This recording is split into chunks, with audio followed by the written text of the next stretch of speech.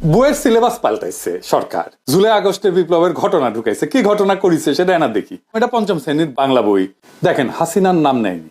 পরে মনে হয় পুলিশের দায় শুধু, আওয়ামী লীগ নাই, ছাত্রলীগ নাই, গণঅভ্যুত্থানের বিরুদ্ধে মেইন কালপ্রিটের নাম নাই। এরা বাচ্চাদের কি শিক্ষা দিতে চায়? যদি বইয়ে হাসিনার নামই লেখা না হয়, আওয়ামী লীগের নামই লেখা না হয়, তাহলে গণঅভ্যুত্থানটা হইলো কার বিরুদ্ধে?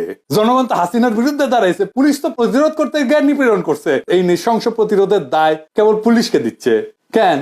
হাসিনার নাম কেন নিচ্ছে না?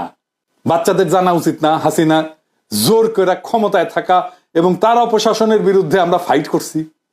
আমাদেরকে এখনো কারা হাসিনার রাজ্যে রাখতে চাচ্ছে, যে রাজ্যে হাসিনাকে কালপ্রিট বলা যাবে না? তো কে লিখেছে? রাখাল রাহা। ওর আসল নাম সাজ্জাদুল হক।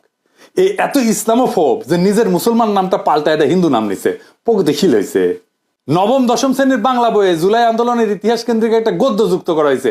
এটাতেও খুনি হাসিনার নাম লেখা হয়নি। কিন্তু আমরা কার বিরুদ্ধে যুদ্ধ করছি তার নাম লিখতেছে না।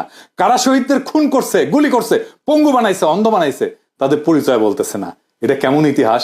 4-5 মাস না যাইতেই এই ইতিহাস বিকৃতি, তাও গণ অভ্যুত্থানের সরকার ক্ষমতায় থাকা অবস্থায়। পরে কি হবে তাইলে ভাবেন। এই বই রাগালরা মধ্যে ঢুকে দিবেন। হারামজাদা বুদ্ধিজীবী চাইতেছে। এবার বুঝেছেন তো কেন আমি বাম সুশীলদের আর বামদের গেলাই।